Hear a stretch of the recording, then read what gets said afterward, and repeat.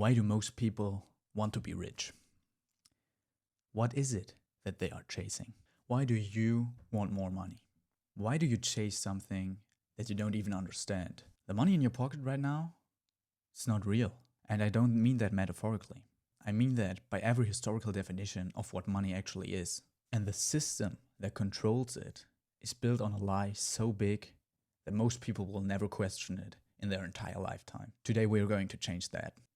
My name is Simon and this is part 1 of my money series. This channel is about financial therapy. But first of all, you have to understand the system that you're playing in. And this video will be the most important video that you'll ever watch on this. So let's start from the beginning.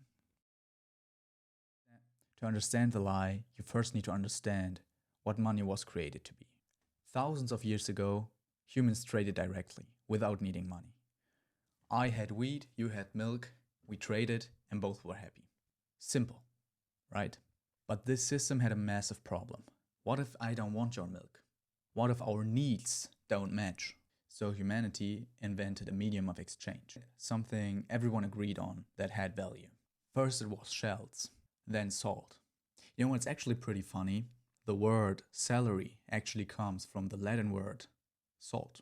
Roman soldiers back then were literally paid in salt. And then came metals, gold and silver. And this is where it gets interesting. Gold became money, not because the government told you that it was valuable. It became money because it had 6 specific properties that made it perfect. First of all, it was scarce. You can't just create more of it. Second of all, it was durable. It doesn't rot or rust. Third, it is divisible. You can cut it in smaller pieces and distribute it.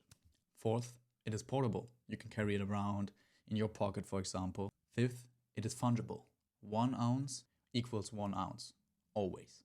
And the 6th point, it is recognizable. Everybody knows that it has value. For thousands of years, this worked.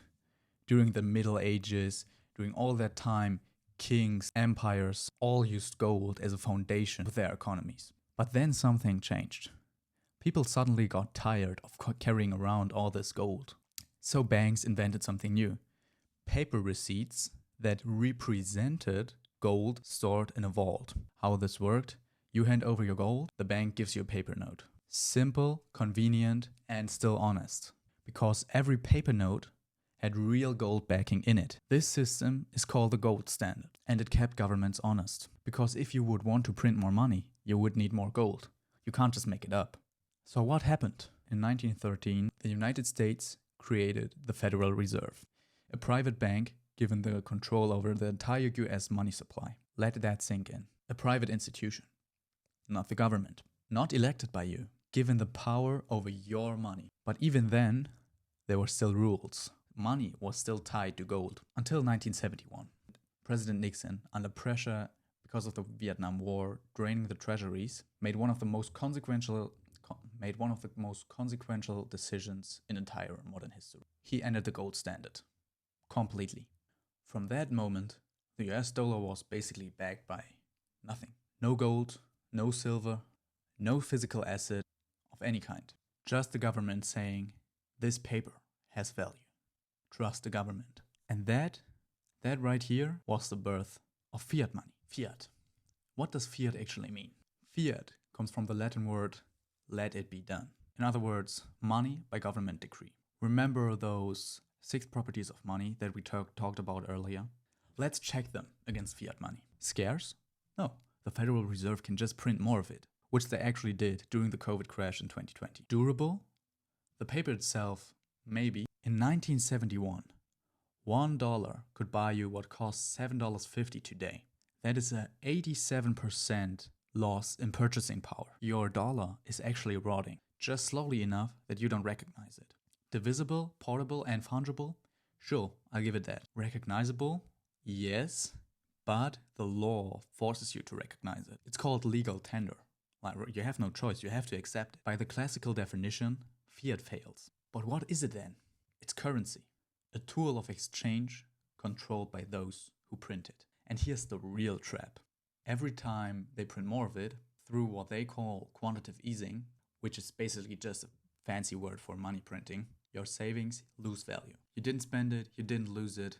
They diluted it. So let me make that visible for you. Imagine you own 1% of all the pizzas around the world. Then someone suddenly doubles the amount of pizzas existing in the world overnight. Now you own 0.5%. But nothing was taken from you directly, right? But you were just made poorer. Like, how did that actually work?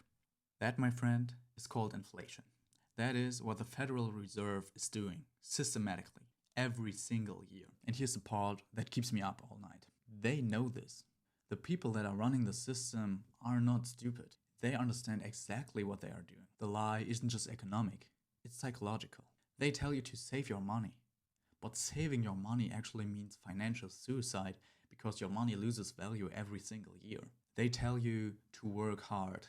They sell you the American dream to get more money.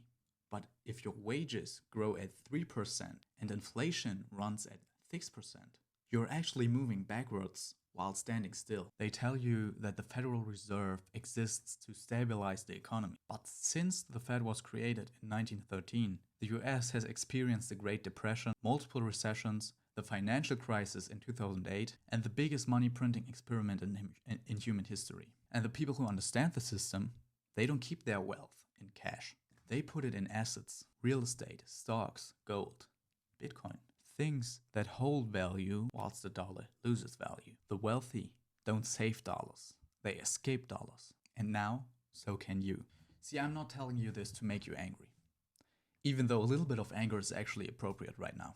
I'm telling you this because understanding the basics of this is the first step of fixing your financial life. You can't win a game that you don't understand. And most people were never even explained the rules. That changes today. In the next video, I'm actually going to show you what people who understand the system are doing with their money. You can do the same thing, starting from zero. So, I'll see you guys in the next video.